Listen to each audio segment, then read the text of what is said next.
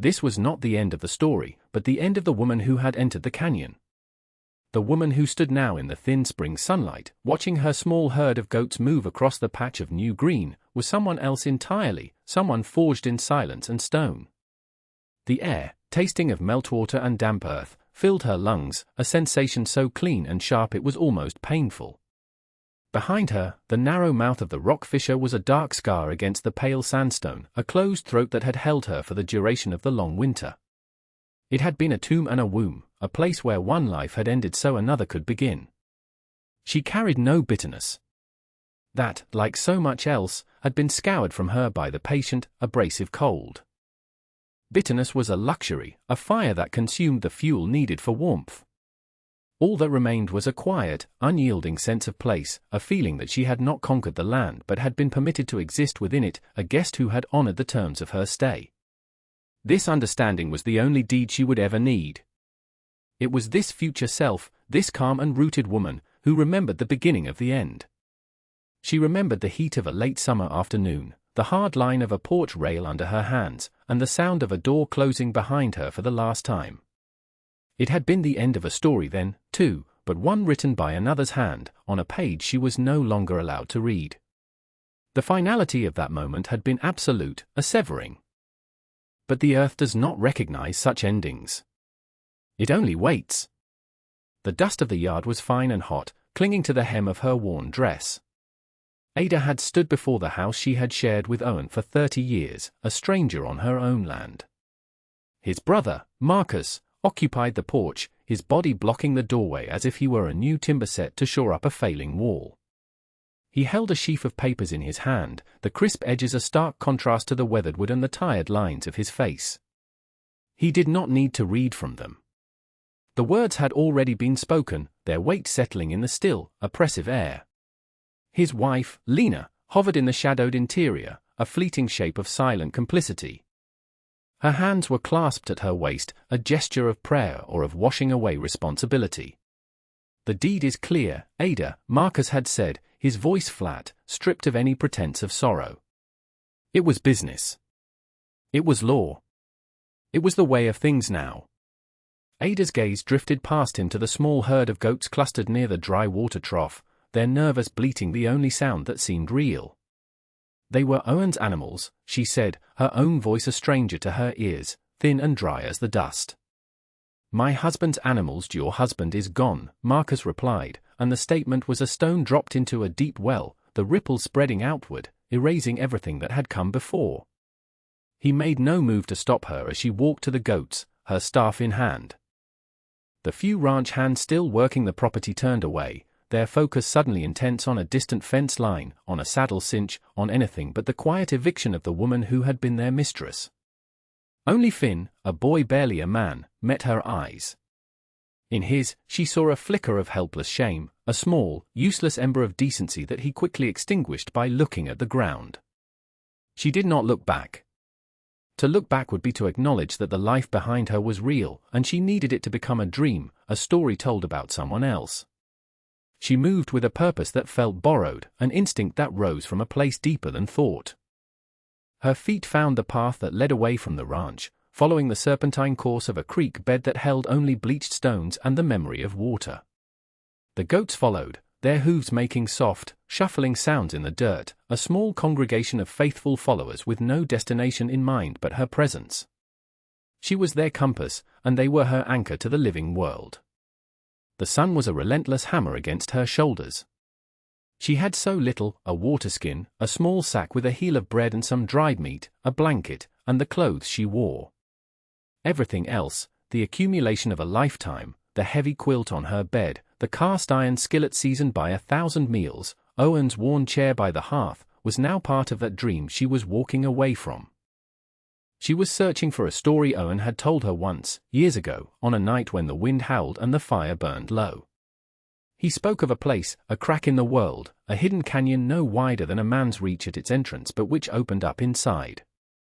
A place that held water when all else was dust, where the wind could not find you. He'd found it tracking a wounded buck, a secret the land had shown him.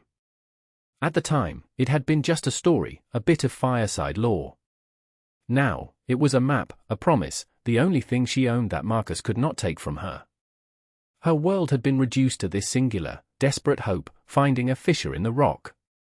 She found it on the third day, when the water was nearly gone and a quiet despair had begun to settle in her bones.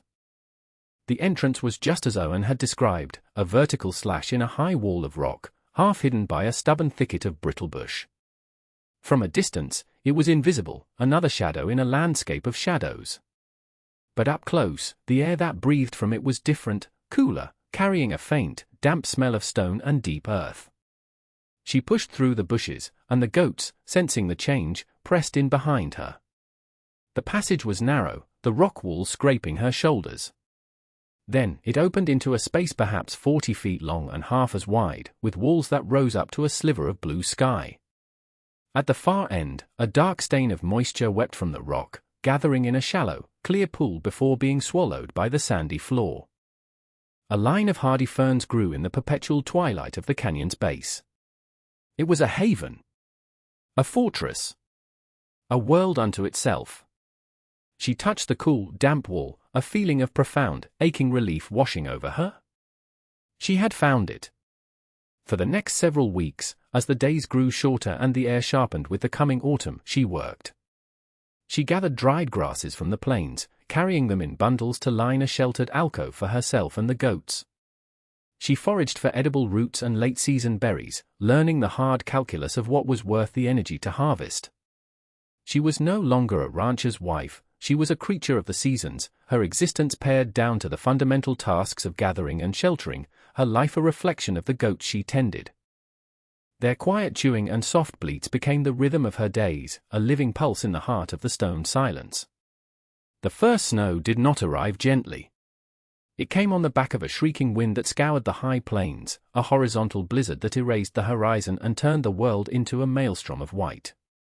Inside the canyon, the wind's fury was reduced to a hollow moan that echoed from the high rock walls. The snow fell softly here, drifting down from the sliver of sky, piling in silent, perfect dunes against the entrance. Ada and her goats huddled in their alcove, the animals' warmth and necessary comfort against the encroaching cold. The world she had known, the ranch, the plains, the distant mountains, was gone, buried under a new and featureless geography. Her isolation was now complete, a physical reality as solid as the stone that surrounded her. Her days took on a stark, monastic simplicity. She would wake in the pre-dawn grayness, the air painfully cold in her lungs. She would check the animals, her hands moving over their familiar, bony forms. She would ration a small portion of her food, chewing slowly, making it last. She would clear snow from the entrance to ensure air could circulate, and she would sit for hours, watching the slow, hypnotic dance of falling flakes, her mind emptying of all but the present moment. The past was a frozen country she could not return to. The future was the next sunrise. Time itself seemed to slow and thicken, measured not by a clock but by the growing ache of hunger in her belly and the slow, relentless deepening of the snow outside her sanctuary. The silence was the loudest thing she had ever known, a presence that pressed in, filling every space, every thought. During a rare break in the storms, when a pale, indifferent sun appeared and the wind fell silent, a figure materialized at the canyon's mouth. It was a silhouette against the blinding snow, dark and unfamiliar at first. Ada's hand went to the heavy walking staff that was her only weapon.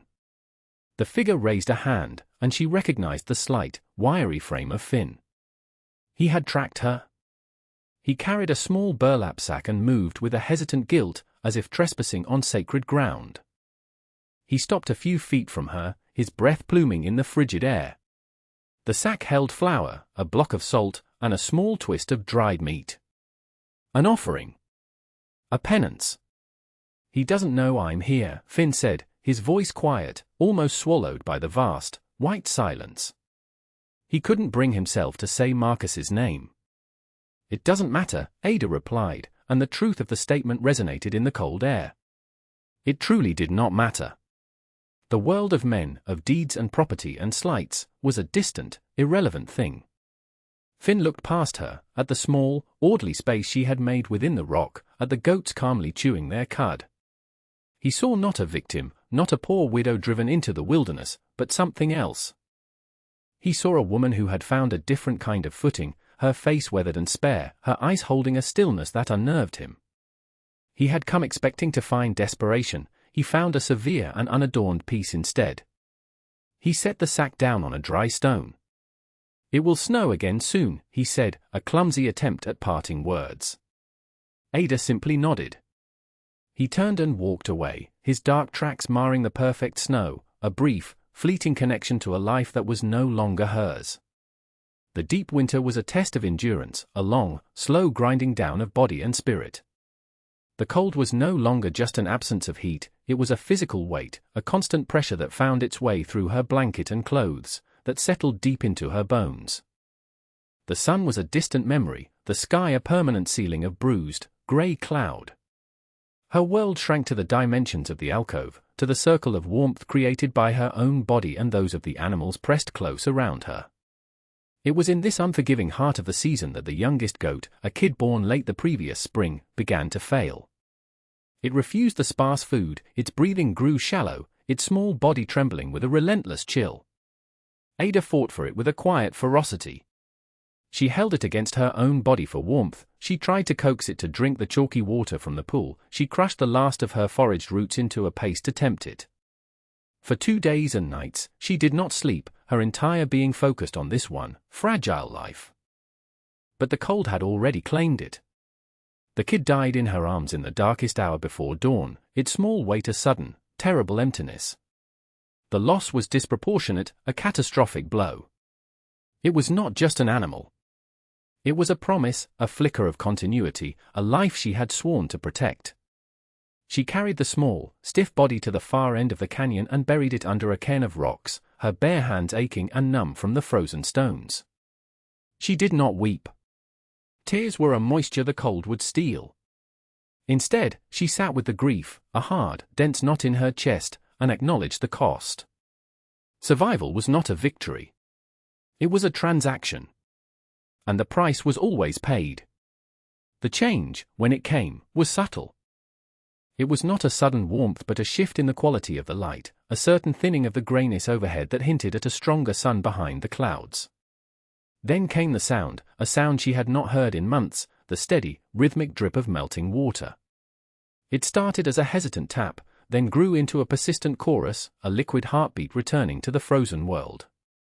The snow at the mouth of the canyon began to shrink, pulling back from the stone, revealing the damp, dark earth beneath. The air itself felt different, losing its sharp, cutting edge and taking on a softer, heavier feel. Life was returning. Ada felt the thaw inside herself as well. The rigid discipline of survival began to relax its grip. She moved more freely, her joints aching less. She found herself watching the slow resurrection of the world with an attentiveness she had never known. The first tiny shoots of green appeared at the base of the canyon wall, a defiant, impossible color against the monochrome landscape. The goats became restless, sensing the change, their bleats more insistent as they smelled the promise of fresh forage on the breeze. She, too, felt that restlessness. The canyon had been her salvation, but its purpose was fulfilled.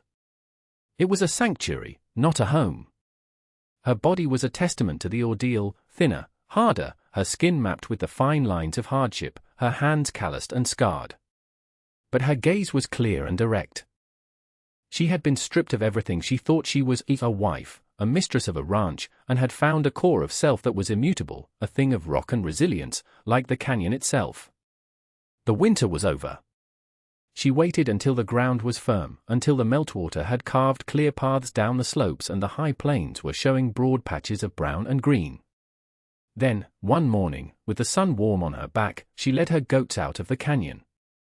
They emerged into a world reborn, blinking in the bright, unfamiliar light. The air was full of the scent of damp soil and the sound of birdsong. It was a world of overwhelming sensation after the muted silence of the winter. Ada paused at the entrance, placing a hand on the cold rock in a gesture of silent gratitude, a farewell.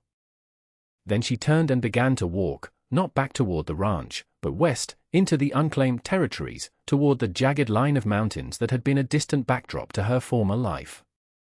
After a day of walking, she saw a curl of smoke rising from a copse of trees ahead. A lone trapper was mending a snare by his small fire. He was a man whose face was a roadmap of seasons, his eyes accustomed to solitude. He watched her approach without alarm, his gaze taking in the small herd, her gaunt frame, and the profound stillness in her bearing. He nodded a greeting. "Hard winter?" he asked, his voice raspy from disuse. The question was simple, a common pleasantry of the trail, yet it held the entirety of her experience. She looked at the man, a stranger, a witness to her re-emergence into the world of people. She thought of the cold, the hunger, the death of the small goat, the crushing weight of the silence. She thought of the woman who had entered the canyon and the one who had walked out. It was a winter, she said, and the simple statement was enough. It held everything. He understood. He gestured to the fire, an invitation to share its warmth, and she accepted. This is the beginning of the story. Ada stood on a low ridge, looking down into a small, bowl-shaped valley watered by a clear, winding creek. Cottonwoods grew thick along its banks, their new leaves a vibrant, impossible green. The valley was sheltered on three sides by high mesas, protected from the worst of the winds. It was a place of peace, a place to put down new roots. Her goats, fatter now on the spring grasses, grazed contentedly on the slope beside her. She had walked for weeks, guided by an inner certainty, leaving the world of Marcus and his paper claims far behind. That world no longer held any power over her. He could have the house, the land, the name. He possessed things. She possessed herself. The deed he held was a brittle piece of paper that could burn to ash in a moment.